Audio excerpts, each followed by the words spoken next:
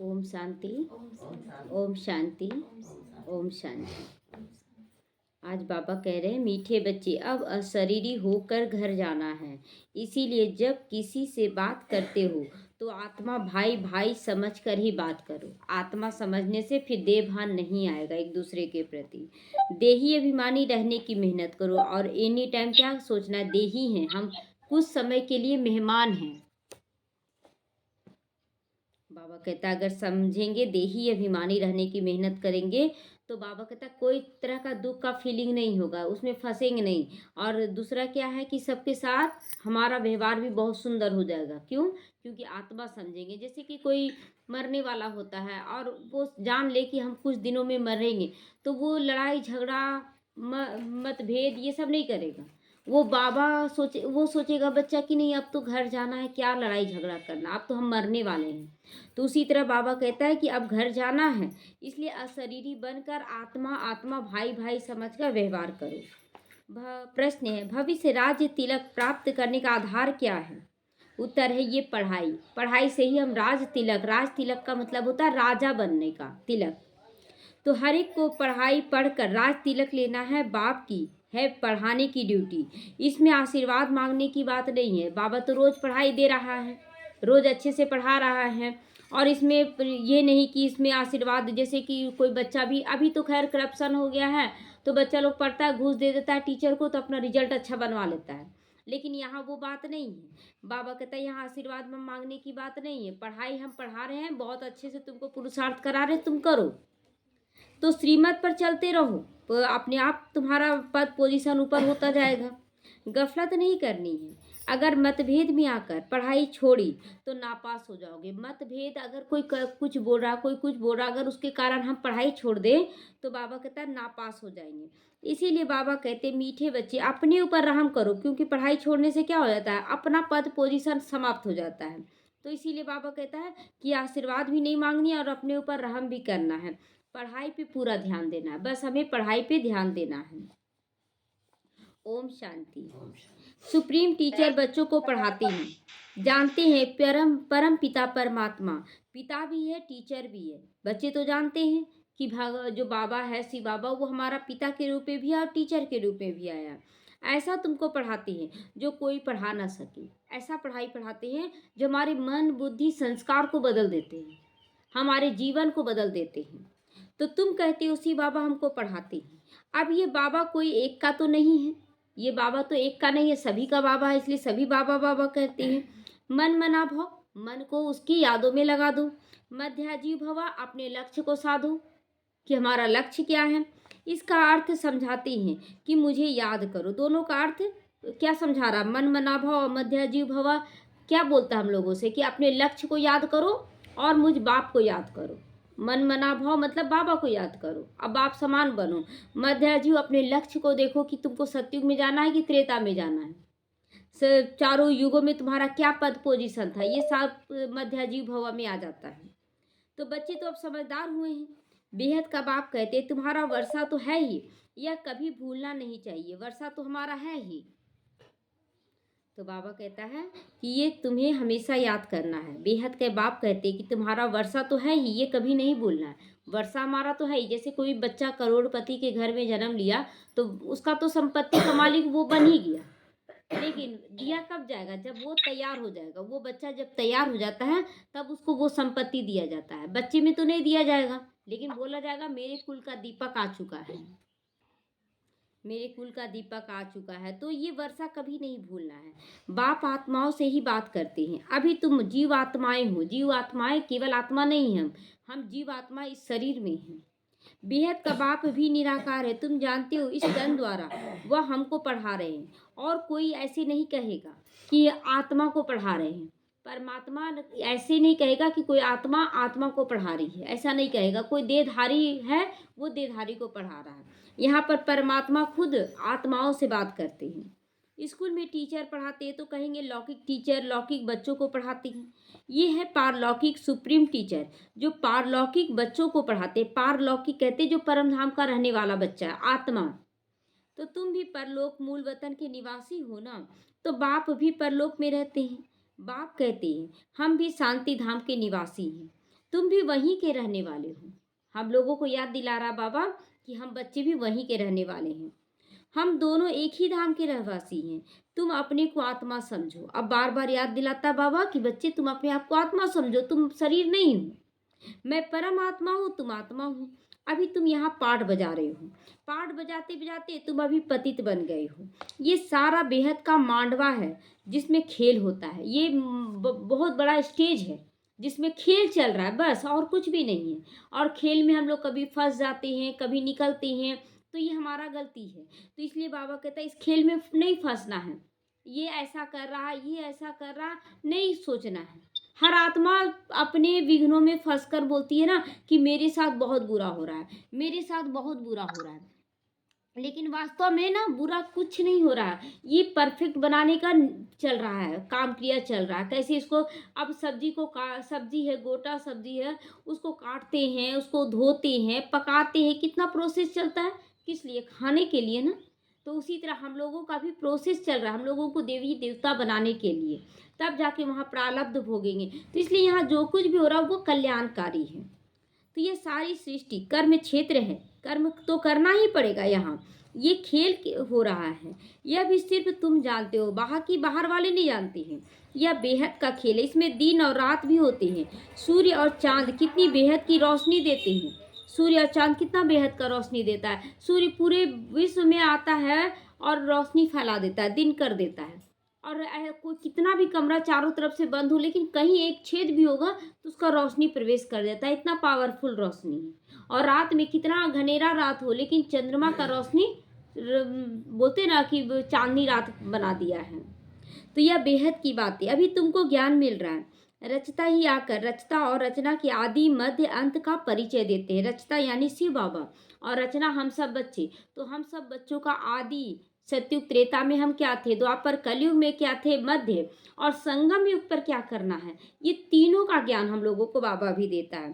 तो बाप कहते तुमको रचना की आदि मध्य अंत का सारा राज सुनाने आया हूँ। रचना का मतलब कितने लोग कैसे कितना आए, सतयुग में कितना जन्म हुआ, कितने लोग थे, कैसा वहाँ का जीवन यापन था, त्रेता में क्या हुआ, द्वापर में कैसे जीव जंतु आए, प्रकृति कैसे तैयार हुई, सारा राज बाबा बता रहा है।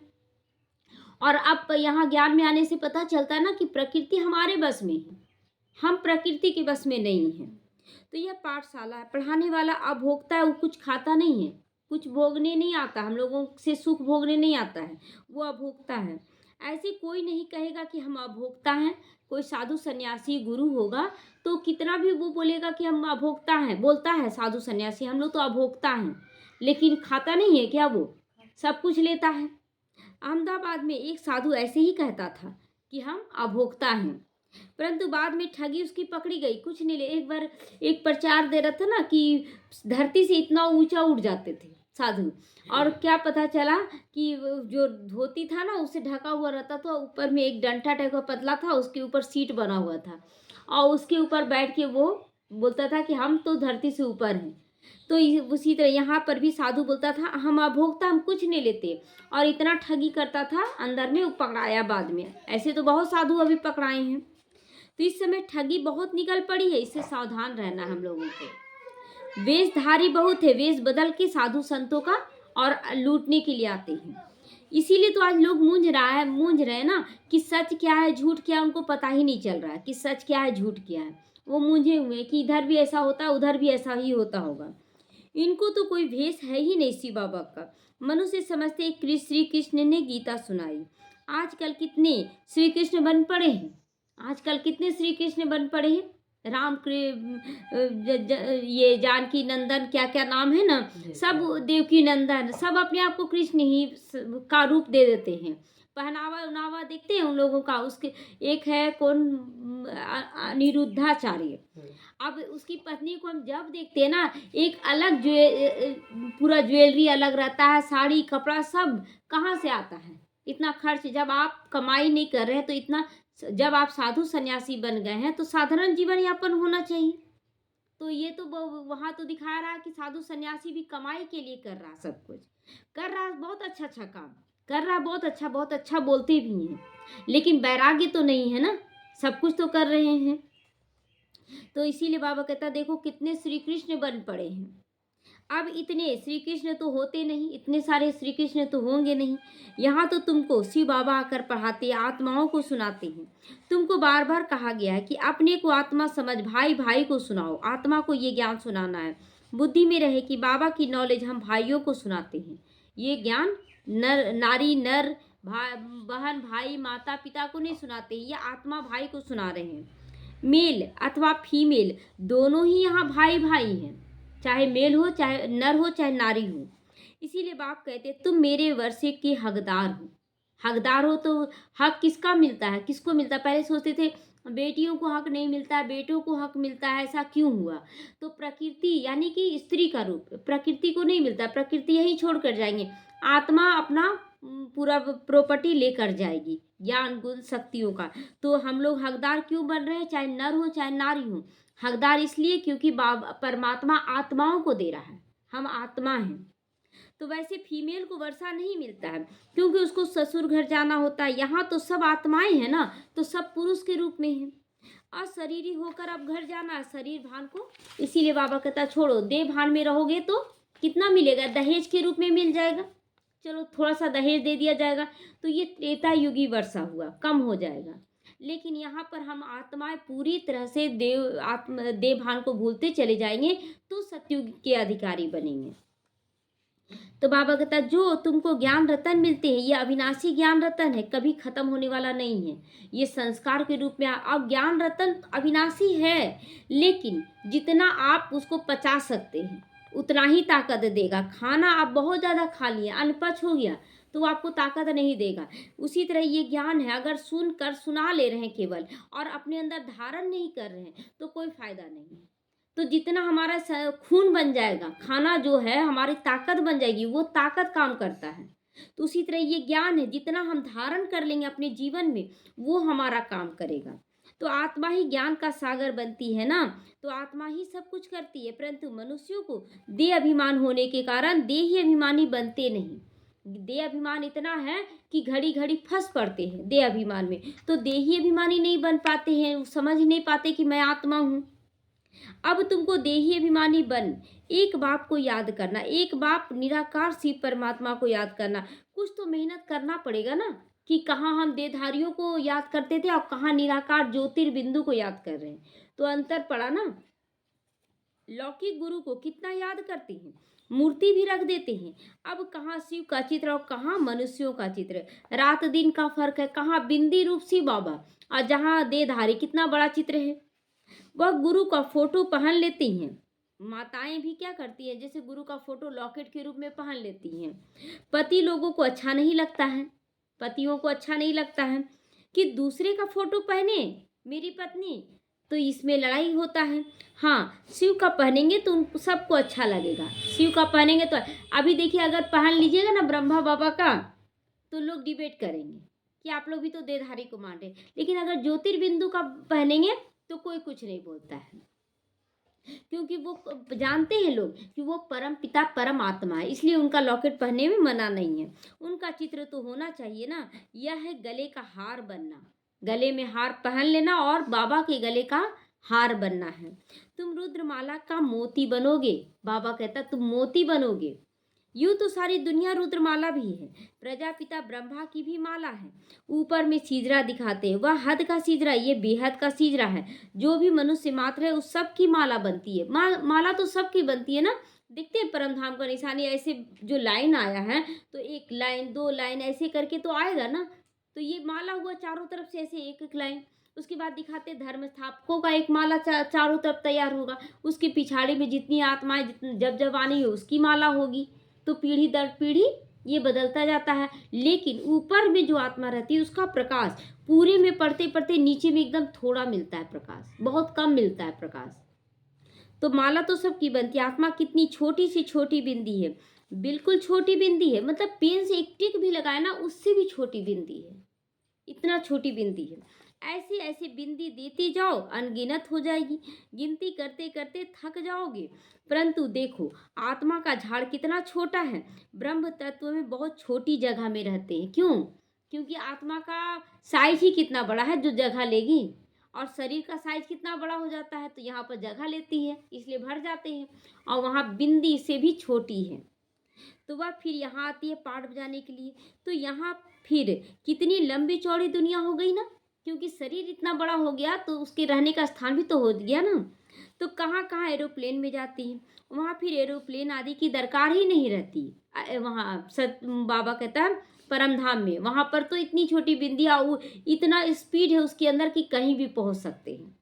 आत्माओं का छोटा सा झाड़ होता है, इसीलिए छोटा सा जगह में पूरा आत्माओं का दिखा देते हैं झाड़।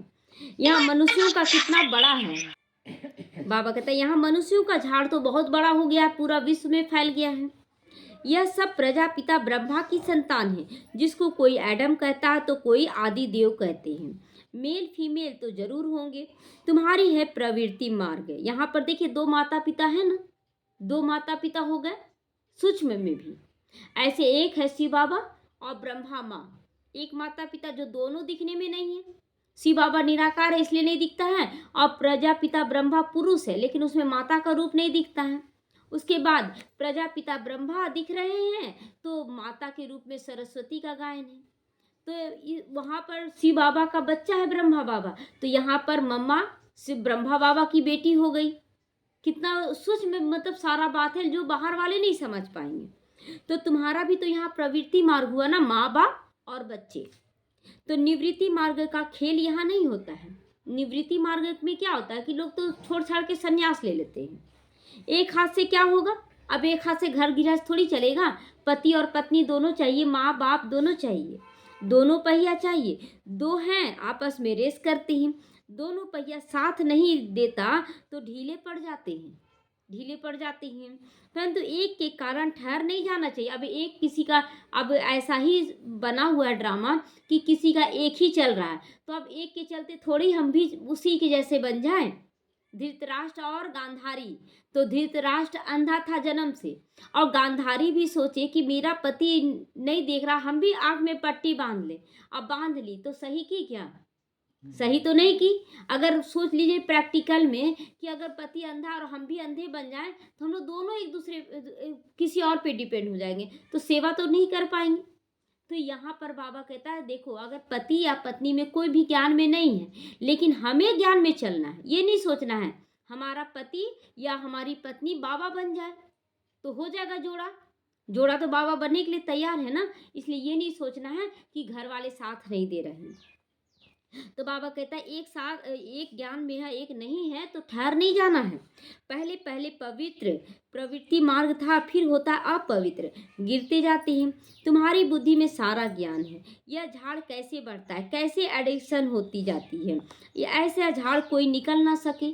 ये झाड़ कैसे निकला, देखिए अभी एक सेंटर खोले, एक कोई भी निमित्त बना, उसके बाद क्या करता, बहुत सेवा करता है, सबको संदेश देता है, अब बहुत कुछ सहन करता है, कोई बदनाम करता है, कोई कुछ करता है, तो इसमें क्या होता है, तो वो सहन करना पड़ता, मतलब बीज को फटना पड़ता है, जमीन के अंदर गुप्त रहकर फिर फटना पड़ता है, तब फिर दो पत्ता उससे निकलता है।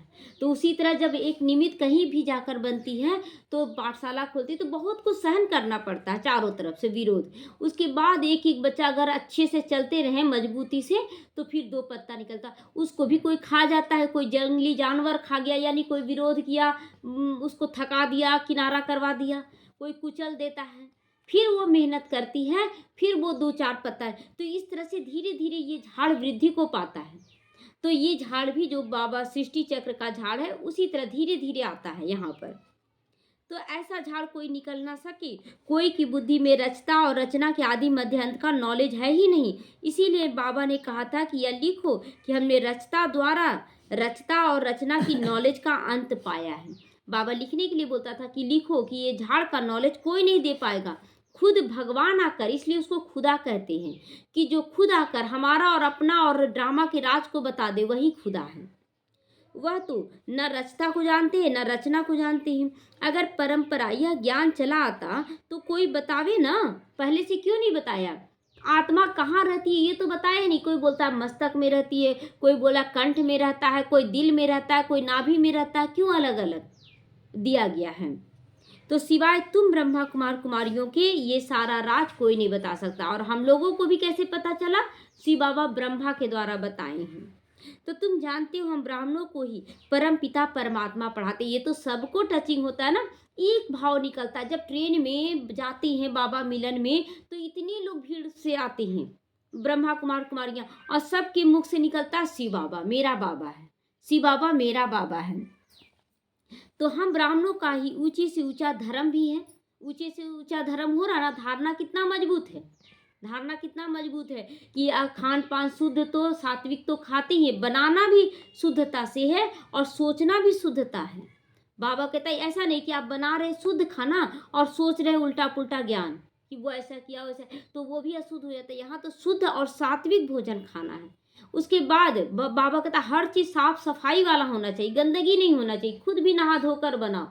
और भक्ति मार्ग में आज एक दिन छोड़ छोड़ दिए, आज बिना नहाए रह गए, आज ये कर लिए। भक्ति मार्ग ये है, ज्ञान मार्ग एक्यूरेट चलने का नाम है, एक्यूरेट हर जगह, दिनचर्या एक्यूरेट है। तो हम ब्राह्मणों का जीवन कैसा हो गया? ऊंचे से ऊंचा होता जा रहा ना, एक्यूरेट, दिनचर्या भी एक्यूरेट, रहन सहन भी एक्यूरेट। अब कहीं भी जाइए तो लोग खुद ब खुद बोलते नहीं आप लोग तो नहीं खाते होंगे ना, ये चारों तरफ फैल गया है। तो चित्र भी जरूर दिखाना पड़ता है, चित्र बिगैर कब बुद्धि में बैठेगा नहीं। चित्र बहुत बड़े बड़े होने चाहिए। वैरायटी धर्मों का झाड़ कैसे बढ़ता है यह भी समझाया है। देखते हो झाड़ का चित्र, जो पेड़ का चित्र 7 दिन का कोर्स में कैसे बढ़ा, दिखाया ना। पहले लक्ष्य, नीचे जड़ों में बीज है शिव बाबा, उसके बाद जड़ों में ब्रह्मा बाबा, प्रजापिता, मम्मा और दादियाँ और आदि रतन सब हैं हम। और उसके बाद फिर ऊपर तना निकलता है तो उसमें लक्ष्मी नारायण, फिर सीताराम, फिर झाड़ निकलने लगा अनेक धर्मों का। तो आगे कहते थे हम आत्मा सो परमात्मा, परमात्मा सो आत्मा कह देते थे कि हम ही आत्मा हैं, हम ही परमात्मा हैं। अब बाप ने इसका अर्थ बताया, देखने में एक जैसा है ना, जैसे शरीर में तो अलग अलग हो जाती है, तो इसीलिए बोलते नहीं ये बाप है ये बेटा है, उम्र का पता चल जाता है। लेकिन उसमें नहीं, उसमें स्थिति का पता चलता है, रोशनी उसका प्रकाश से पता चलता है। तो इस समय हम सो ब्राह्मण हैं और फिर हम सो देवता बनेंगे और नई दुनिया में आएंगे। बाबा कहता है कि हम सो ब्राह्मण, हम सो देवता, हम सो नई दुनिया में जाएंगे और फिर पुरानी दुनिया में आएंगे। तो हम सो का अर्थ आत्माओं पर लगता है कि आत्मा ही पूज्य बनती है, आत्मा ही पुजारी बनती है, आत्मा ही फिर श्रेष्ठ कर्म करती है, आत्मा फिर फरिश्ता बनती है। ये चक्र घूमता रहता है, ये चक्र घूमता रहता है। अभी हम पुरुषोत्तम संगम युग पर श्रेष्ठ ब्राह्मण जन्म मिला है हमें, तो अर्थात यह पुरुषोत्तम बनने का संगम युग है। यहाँ पर पुरुषोत्तम बनने का, यानी आत्माओं में आप कितना उत्तम बन सकते हैं, जितना आप धारणा करेंगे उतना उत्तम बनेंगे, जितना आप सेवा करेंगे बिना स्वार्थ के उतना दिलों में जगह बना पाएंगे। इसलिए बाबा कहता निस्वार्थ सेवा करो, कोई स्वार्थ नहीं कि तुम मेरा मान रखो, सम्मान दो, कुछ नहीं, एकदम। हनुमान जी के लिए क्या कहते थे, नारद और हनुमान जी का दिखाते हैं ना कहानी, कि नारद बोलता हम बहुत नारायण नारायण जपते हैं। तो एक किताब देखा नारायण का, तो देखता है कि सबसे पहला नाम भक्त के नामों में नारद मुनि का नाम था। बड़ा खुश हो गया, तो हनुमान जी को नाम नहीं देखा तो बड़ा खुश कि मेरा नाम पहला है। फिर एक दिन घूमते घूमते गया तो एक छोटी सी डायरी थी और उसमें देखता है कि पहला नाम हनुमान जी का है। तो बड़ा दुखी होता है कि आखिर क्या है। तो बोला कि देखो ये डायरी जो था पहले जो तुम देखा उसमें उन लोगों का नाम था जो मुझे बहुत याद करते हैं, और ये जो छोटी सी डायरी है उसमें उन लोगों का नाम है जिसको हम बहुत याद करते हैं। तो हनुमान जी थे गुप्त, उनको तो मान सम्मान, वो तो ऐसे दिखाते भक्ति मार्ग में जहाँ जूता चप्पल रहता वहाँ हनुमान जी बैठते हैं। तो निरहंकारीपन दिखाया ना वो चीज़ कि महावीर हैं और राम जी के इतने बड़े भक्त हैं, सेवक हैं, और बैठते कहाँ, जूता चप्पल के पास। तो हम लोगों को भी ये नहीं सोचना है कि लोग हमारा मान दे सम्मान दे, हम लोग एकदम साधारण रूप में रहें। हम लोगों को जितना यहाँ साधारण है उतना वहाँ असाधारण पद मिलेगा। तो ये श्रेष्ठ उत्तम बनने का एक संगम युग है, ये भी तुम समझा सकते हो। रचता और रचना का अर्थ है, हम सो का अर्थ अब बताना है सबको कि हम कौन हैं और क्या बन रहे हैं। ओम अर्थात मैं आत्मा फर्स्ट हूँ, फिर ये शरीर मिलता है। पहले मैं आत्मा हूँ, उसके बाद ये शरीर धारण करती हूँ। आत्मा विनाशी है, ये शरीर तो विनाशी है, हर जन्म में अलग अलग शरीर मिलेगा। हम ये शरीर धारण करके पाठ जाते हैं। इसको कहा जाता है आत्माभिमानी बनना, कि आत्मा का ज्ञान है हमें और आत्मा बनकर कार्य करना होता है, आत्माभिमानी बनना। हम आत्मा फलाना पाठ बजाती हैं, हम आत्मा ये करती हैं, हम आत्मा परमात्मा के बच्चे। आप घड़ी घड़ी कोई भी पूछता तो क्या बोलते हैं? हम आत्मा हैं। तो वंडरफुल ज्ञान हो गया ना। अब लोग क्या बोलेंगे कि हम ये हैं वो हैं, नहीं बोलेंगे। कौन है आप? तो डायरेक्ट आत्मा का ज्ञान देना शुरू कर देते कि हम आत्मा हैं। तो एक ज्ञान हो गया ना, एक धर्म की स्थापना हो गई। तो यह ज्ञान बाप में ही है, इसीलिए बाप को बुलाते हैं कि बाबा ऐसा ज्ञान दो जो जीवन जीने का कला सिखा दे। बाप है ज्ञान का सागर, उनकी भेंट में फिर है अज्ञान का सागर। आधा कल्प है ज्ञान तो आधा कल्प अज्ञान चलता है। तो ज्ञान का किसी को भी पता नहीं। ज्ञान कहा जाता रचता द्वारा रचना को जानना, खुद भगवान के द्वारा भगवान को जानना, उनकी रचना को जानना। तो जरूर रचता में ही ज्ञान होगा, इसीलिए उनको क्रिएटर भी कहा जाता है। क्रिएट करते हैं ना बच्चों को, ऐसा क्रिएटर नहीं कि मतलब नया चालू करते हैं। बाबा कहता आत्मा अविनाशी है, लेकिन आत्मा अपने आप को भूल गई थी, उसको जीवित करती है। फिर यही भक्ति मार्ग में चला जाएगा कि आत्मा को, जैसे भक्ति मार्ग में बोलते हैं ना कि वो साधु आया, पानी पढ़ के दिया, जिंदा हो गया। ये भी पाठ कैसे नूंद रहा है? यहीं पर नूंद रहा है ना। अब कोई आत्मा एकदम तड़पती हुई आई, हमको अब जीने का मन नहीं कर रहा, उसको ज्ञान समझ में आने लगा, उमंग उत्साह भर गया, बोले हम तो अब जीना चाहते हैं। तो प्राण प्रतिष्ठा हुआ कि नहीं? तो यही भक्ति मार्ग में चला जाएगा कि हम लोग किसी जन्म में साधु बनेंगे और जितनी आत्माओं को मरने से निकालें यहाँ से, यहाँ पर वैसी आत्माएं वहाँ मरेंगी तो उसको निकाला जाएगा। ये ड्रामा का पार्ट चलेगा, सारा कुछ संगम युग का निशानी है। तो मनुष्य समझते क्रिएटर ने रचना रची, क्रिएटर ने रचना रची नहीं। आत्मा भी अविनाशी है और परमात्मा भी अविनाशी है, केवल जो हम लोग भूले हुए थे उसको जगाया जाता है। बाप समझाते यह तो अनादि ड्रामा बना बनाया खेल है। कहते हैं पतित पावन आओ, तो रचता किसे कहेंगे? रचता अब कहें जब प्रलय हो तब रचे ना। बाबा कहता जब हमारे लगे कि हम मरने वाले हैं, कोई जिंदा कर दिया तो कहेंगे ना कि हमें उसने जीवन दान दे दिया।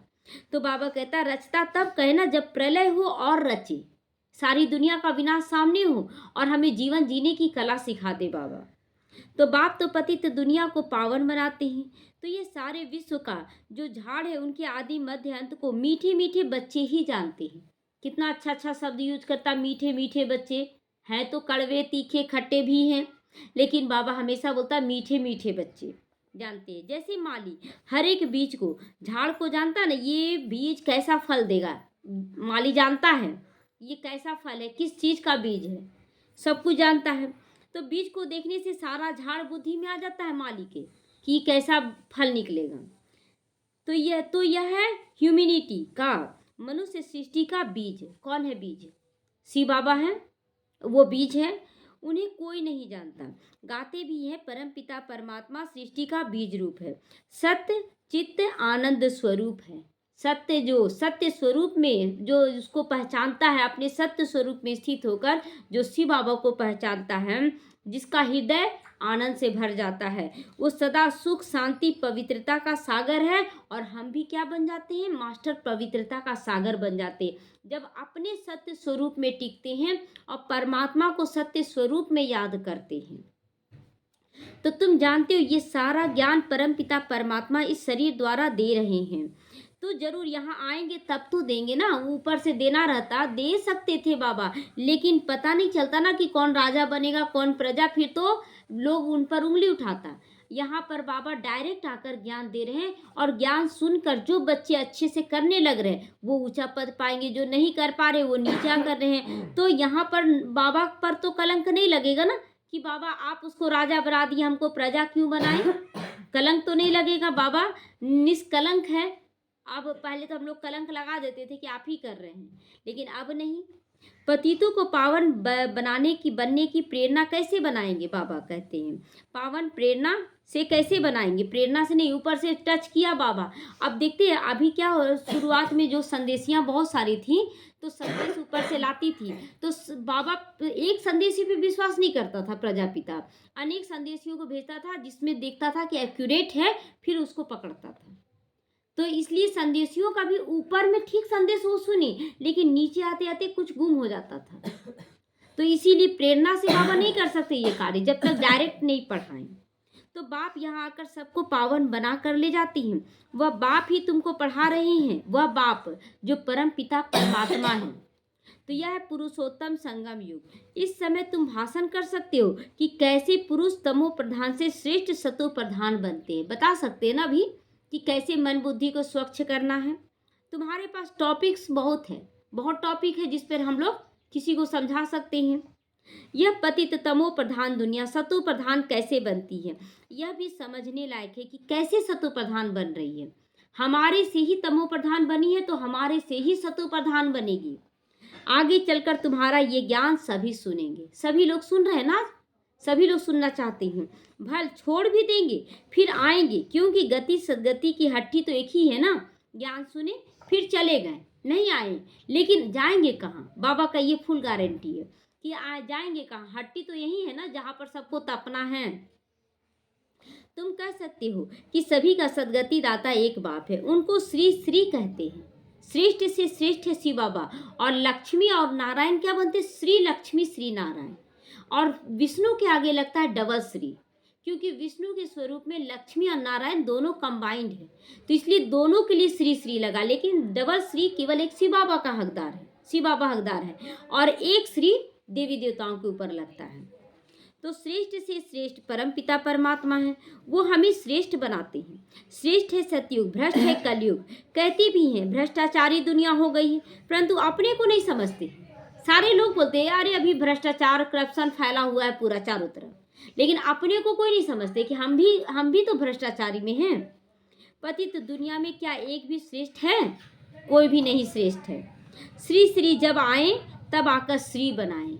श्रेष्ठ से श्रेष्ठ शिव बाबा आते हैं, तब हम लोगों को श्रेष्ठ बनाते हैं। श्री का टाइटल सत्ययुग आदि में देवताओं का था, श्री लक्ष्मी, श्री नारायण, श्री राम, श्री सीता। तो यहाँ तो सबको श्री श्री कह देते हैं, श्री लगा देते, श्री नहीं लगाना चाहिए। ये श्रेष्ठता का, पवित्रता का प्रतीक है। वास्तव में श्री अक्षर है पवित्रता का। तो दूसरे धर्म वाले कोई भी अपने को श्री नहीं कहते हैं, और सब धर्मों में श्री नहीं लगाते। श्री लगाने का क्यों प्रथा आया? क्योंकि श्री देवताओं के आगे लगता था, तो लोग फिर अभी भी अपने ऊपर श्री लगा देते हैं, लेकिन इसका अर्थ नहीं समझते इसकी श्री का मतलब होता क्या है। आज शादी के बाद नारियों के आगे लग जाता है देवी, तो देवी बन जाती हैं। तो बाबा कहता है यहाँ श्री और देवी लगता है, जो कि अब कोई पसंद नहीं करता है, अब मिस्टर और मिसेज पसंद करता है। तो पोप कहेंगे क्या? श्री पोप कहेंगे क्या? बाबा पूछता है श्री पोप कहेंगे दूसरे धर्म का? यहाँ तो सबको कहते रहते श्री। तो कहाँ हंस मोती चुगने वाले और कहाँ बगुले गंध खाने वाले, सबके आगे श्री लगा देते हैं। फर्क तो है ना, यह देवताएं हैं फूल, वह गार्डन ऑफ अल्लाह है। बाप तुमको फूल बना रहे, बाकी फूलों में वैरायटी बहुत है। कोई गेंदा है तो कोई चंपा है तो कोई चमेली है, कोई सूरजमुखी है। तो फूल भी कैसे बना? हम लोगों की स्थिति से बना है फूल भी। अब सूरजमुखी देखिए, जो सदा सूर्य को ही देखता है, ज्ञान सूर्य को हम लोग देखते हैं, तो सूरजमुखी बना। तो इस तरह से जितने भी फूल हैं सबका बाबा प्रतीक। एक जो किताब है ना जीवन पलटाने वाली, उसमें दिया गया है कि जीव जंतुओं का, फूलों का विशेषता सब दिखा गया है कि किसमें अवगुण ले को सीखना है। जैसे किसी के अंदर अवगुण है तो वो भी हमें कुछ सिखाता है। तो इस तरह से उसमें सारा कुछ लिखा गया है। सबसे अच्छा फूल किंग फ्लावर है, किंग फ्लावर रात रानी। इन लक्ष्मी नारायण को नई दुनिया का किंग क्वीन फ्लावर कहेंगे ना। बाबा कहता है लक्ष्मी नारायण को ही नई दुनिया का राजा रानी कहेंगे, फ्लावर कहेंगे। तुम बच्चों को आंतरिक खुशी होनी चाहिए, इसमें बाहर का कुछ करना नहीं होता। बाहर का कुछ नहीं करो। बाहर का करने का मतलब है कि तुमको बहुत बड़ा घर बनाना है, तुमको ये करना है, वो कुछ नहीं। बाहर का कोई तामझाम नहीं करना है। यह बत्तियां आदि जलाने का भी अर्थ चाहिए। बत्तियां भी जो जलाते हैं उसका भी अर्थ चाहिए कि क्यों जलाया जा रहा है।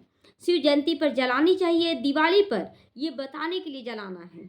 तो बाबा कहता है जब शिव जयंती आता है तो दीपावली अपने आप हो जाता है, दीपक जलता है ना सबकी आत्माओं का। इसलिए अर्थ सहित समझाना है सबको कि क्यों लाइट हम लोग जला रहे हैं। दिवाली पर लक्ष्मी का आह्वान करते हैं, उनसे पैसे मांगते हैं, जबकि भंडारा भरने वाला तो एक शिव भोला भंडारी है।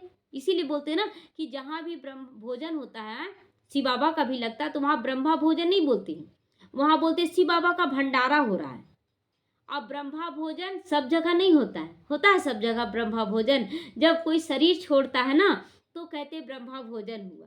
तो इसका मतलब क्या हुआ, जब हम आत्मा का ज्ञान लेते हैं, अशरीरी बनने का अभ्यास करते हैं, तो यहाँ ब्रह्मा भोजन खाते हैं।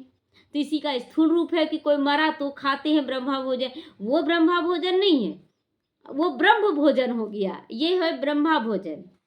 तो तुम जानते हो शिव बाबा द्वारा हमको अखुट खजाना भर जाता है। यह ज्ञान रतन धन है, वहां भी तुम्हारे पास अथाह धन रहता है। नई दुनिया में तुम माला माल हो जाओगे। जितना ज्ञान एक साधारण चीज नहीं है, जितना आप ज्ञान से धारणा युक्त होंगे, जितना आपका संस्कार सुंदर होगा, इसका प्राप्ति सत्युग त्रेता में क्या होगा। जितना आप धारणा करेंगे, जितना संस्कार में भरेंगे ज्ञान को, उसका प्राप्ति सत्युग त्रेता में ऊंचा पद के अधिकारी बनेंगे। और द्वापर कलयुग में ये ज्ञान क्या बन जाएगा, द्वापर कलयुग में धन का रूप बन जाएगा। ये धन का रूप बन जाएगा। जितना आप यहाँ धन को उठा रहे हैं, उतना ज्ञान धन को जितना यहाँ उठा रहे हैं, वहाँ वो स्थूल धन का रूप ले लेगा, आप उतना धनवान बनेंगे। और जितना लोगों का कल्याण यहाँ धन से, ज्ञान धन से कर रहे हैं, वहाँ धन से आपका कल्याण, सबका आप कल्याण करेंगे। द्वापर के बाद धन स्थूल के रूप में आ जाएगा और उससे आप उतने लोगों का कल्याण करेंगे और वहाँ भी आप भरपूर रहेंगे। कितना बड़ा प्राप्ति है। इसीलिए ज्ञान को समझकर धारण करना है, बहुत प्राप्ति है। जो समझ जाएगा ना इस संगम युग का विशेषता कि चारों युगों का भाग्य तय हो रहा है, तो वो पूरी तरह से धारणा करेगा। कौन नहीं चाहेगा कि इतना ऊंचा भाग्य ले। इसीलिए ज्ञान को समझकर हम लोगों को संस्कारों में भरना है। सतयुग में ढेरों के ढेर हीरे जवाहरात होंगे, क्योंकि ज्ञान रतन से ही बनेंगे ना सतयुग में। इसीलिए वहां पड़ा रहेगा, सबके पास ज्ञान रहेगा एक्यूरेट। तो फिर वही होंगे वहां पर महाराजा महारानी। मनुष्य समझते हैं यह सब खत्म होगा, फिर कहाँ से आएगा। ज्ञान खत्म हो गया था, बाबा दिया ना ज्ञान, ज्ञान था यहाँ। अब देखिए कीचड़ में कमल फूल खिला, तो ज्ञान दिया ना कमल फूल से बाबा, यहीं का कीचड़ के कमल से दिया ना। अब गुलाब है, यहीं का गुलाब है ना, कांटों के बीच का गुलाब, ज्ञान दिया ना बाबा। तो ज्ञान यहाँ है लेकिन दब गया था, बस उसको इमर्ज कर दिया बाबा, सारा कुछ क्लियर कर दिया। खानियां खुद गई, पहाड़ियां टूट गई, फिर कैसे होंगी बोलो। हिस्ट्री रिपीट होती है ना, जो कुछ था सो फिर रिपीट होगा। अब सूरज डूब जाता है तो उगता है कि नहीं, तो कहाँ से उग जाएगा, डूब गया तो उगता है ना, ये चक्र है। तुम बच्चे पुरुषार्थ अभी कर रहे हो सतयुग में जाने का। बाबा कहता है विश्व का मालिक बनने के लिए पुरुषार्थ करते हो। स्वर्ग की हिस्ट्री ज्योग्राफी फिर रिपीट होगी। गीत में है ना, आपने मेरी सृष्टि आपने सारी सृष्टि, सारा समुद्र, सारी पृथ्वी हमको दे दी, जो कोई हमसे छीन नहीं सकता। वहां कोई छीनेगा सत्युग त्रेता में नहीं। उसकी भेंट में अब क्या है, जमीन के लिए, पानी के लिए, भाषा के लिए लोग लड़ाई झगड़ा करते हैं। आज थोड़े थोड़े टुकड़े के लिए जमीन के लिए लड़ाई करते हैं। स्वर्ग की रचना बाबा का जन्म मनाया जाता है, जरूर उसने स्वर्ग की बादशाही दी होगी। अब तुमको बाप पढ़ा रहे हैं, तुमको इस शरीर के नाम रूप से न्यारा होकर अपने को आत्मा समझना है, नाम रूप से भी न्यारा होना है, पवित्र बनना है। तो या तो योग बल से बनो, चाहे सजाएं खाकर बनो। किससे बनना चाहेंगे, योग बल से या सजा खाकर। योग बल से बनना चाहेंगे तो फिर पद, अगर सजा खाकर बनते हो तो पद कम हो जाता है। स्टूडेंट की बुद्धि में ये रहना चाहिए कि हम इतना मर्तबा पाते हैं, क्यों ना हम बाबा की श्रीमत पर चलें। टीचर ने इतना पढ़ाया है, फिर टीचर को भी सौगात देते हैं। तो यह तो बाप तुमको विश्व का मालिक बनाते हैं, तो तुम फिर भक्ति मार्ग में उनको याद करते हो, बहुत याद करते हैं। बाकी बाप को आप सौगात क्या दोगे, क्या दे सकते हैं बाबा को। तो यहाँ तो जो कुछ भी देखते हो वो तो रहना नहीं है जो तुम दोगे। यह तो पुरानी छी दुनिया है।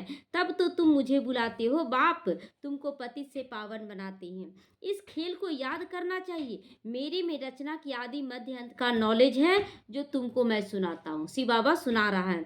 अब तुम सुनते हो फिर भूल जाते हो, फिर घर जाते हैं तो आत्मा का ज्ञान भूल जाते हैं, देह समझने लग जाती हैं। 5000 वर्ष के बाद फिर चक्र पूरा होगा। तुम्हारा पाठ कितना प्यारा है। चारों युगों में हमारा पाठ सबसे प्यारा, और संगम युग का पाठ तो और विशेष है। तुम सतो प्रधान व लवली बनते हो, फिर तमो प्रधान भी तुम ही बनते हो। तुम ही बुलाते हो बाबा आओ, सब कुछ तुम्हारा ही पाठ चलता है, बुलाने का भी। अब मैं आया हूँ, अगर निश्चय है तो श्रीमत पे चलो, तब कहेंगे तुम्हारा निश्चय पक्का। केवल बाबा बाबा करने से तो नहीं होगा। अगर बोलते ना नहीं बाबा पे निश्चय पूरा है, तो निश्चय है तो श्रीमत पर चलो। गफलत नहीं करनी चाहिए। कई बच्चे मतभेद में आकर पढ़ाई ही छोड़ देते। मतभेद आए हमसे नहीं होता है, बोला जा रहा श्रीमत पे चलो, श्रीमत पे हम नहीं चल पाएंगे, तो मतभेद में आ जाते। देखो तो वो भी नहीं चल रहा, ज्ञान तो सुन रहा ना, मतभेद है। श्रीमत पर नहीं चलेंगे, पढ़ेंगे नहीं तो नापास भी तुम ही हो जाओगे, फेल हो जाओगे। बाप तो कहते अपने ऊपर रहम करो, हर एक को पढ़कर अपने को राज तिलक देना है। बाबा कहता है खुद ही अपने ऊपर रहम करो और पढ़ो, धारणा करो और राज तिलक लो। बाप को तो पढ़ाने की ड्यूटी मिली है, इसमें आशीर्वाद की कोई बात नहीं कि आप पर आशीर्वाद करेंगे बाबा, नहीं। फिर भी सभी पर आशीर्वाद करनी पड़े, फिर भी बाबा करता है कि चलो शक्ति भर दिया, एक्स्ट्रा ज्ञान दे देता है और समझ शक्ति भरता, ऊपर से सकाश देता कि बच्चे आगे बढ़ो। यह कृपा आदि भक्ति मार्ग में मांगते हैं। यहाँ ये बात अच्छी नहीं लगती बाबा ठीक करो, ऐसा नहीं, खुद ही ठीक करना है। अच्छा, मीठे मीठे सिखिलते बच्चों प्रति माता पिता बाप दादा को याद प्यार, गुड मॉर्निंग और नमस्ते नमस्ते, शुक्रिया बाबा शुक्रिया। हम रूहानी बच्चों की रूहानी माता पिता बाप दादा को याद प्यार, गुड मॉर्निंग और नमस्ते नमस्ते। धारणा के लिए आज मुख्य सारे प्रवृत्ति में रहते आपस में रेस करो कि कोई मीठा बोल रहा तो हमको और अच्छा मीठा बोलना है, कोई सेवा कर रहा हमको और ज़्यादा से। अब खींचातानी नहीं करना है कि जो सेवा आप करें वही सेवा हम भी करें, ये रेस नहीं, ये तो रीस हो जाता है। परंतु अगर किसी के कारण से एक पहिया ढीला पड़ जाता है तो उसके पीछे ठहर नहीं जाना है, हमको आगे बढ़ते चले जाना है। अगर कोई दो निमित्त है तो एक का सहारा बनना, ये नहीं कि उसको पिछाड़ी में हम भी रुक जाएं, ये नहीं करना है। स्वयं को राज तिलक देने के लायक बनाना है। शिव जयंती बड़ी धूमधाम से मनानी है, क्योंकि शिव बाबा जो रतन देते हैं उससे ही तुम नई दुनिया में माला माल बनोगे ना, तो उसकी जयंती बहुत अच्छे से मनाना है। तुम्हारे सारे भंडारे भरपूर हो जाएंगे। वरदान है, बाप से शक्ति लेकर हर परिस्थिति को हल करने वाले साक्षी दृष्टा बनो। वरदान दे दिया है बाबा कि आप बच्चे जानते हो अति के बाद ही अंत होता है, तो हर प्रकार की हलचल जब अति में होगी, परिवार में भी खिटखिट होगी, मन में भी अनेक उलझने आ जाएंगी, धन भी ऊपर नीचे होगा, लेकिन जो बाप के साथी हैं, सच्चे हैं, उनका जवाबदार बाप होगा। निश्चिंत कर रहा बाबा। ऐसे समय पर मन बाप की तरफ हो तो निर्णय शक्ति से सब पार कर लोगे। बाप की तरफ होंगे तो निर्णय शक्ति आपको पार करा देगा। साक्षी दृष्टा हो जाओ कोई भी परिस्थिति में, और बस समाधान स्वरूप होकर आगे बढ़ते चले जाए, तो बाप की शक्ति से हर परिस्थिति को सहज हल कर लोगे। कोई भी परिस्थिति बड़ी नहीं, बड़ा तो हमारा पिता है। स्लोगन, अब सब किनारे छोड़ो, घर चलने की तैयारी करो। सारा आधार छोड़ देना है, देह का, देहधारियों का, वस्तु वैभव धन संपत्ति, कोई आधार नहीं, दवा दारू डॉक्टर सब आधार छोड़कर एक बाबा पे आश्रित होना। क्योंकि आदि सो अंत होगा। आदि में चला ना बेगरी पाठ, जहाँ डॉक्टर के लिए पैसा नहीं रहता था तो पानी से खाना से इलाज चला, तो वही चीज़ लास्ट में होगा। इसलिए तैयार रहे पहले से। ओम शांति। सभी एकाग्र हो जाएं, चारों तरफ से बुद्धि योग हटाकर। मैं आत्मा बाबा की आज्ञाकारी संतान हूँ।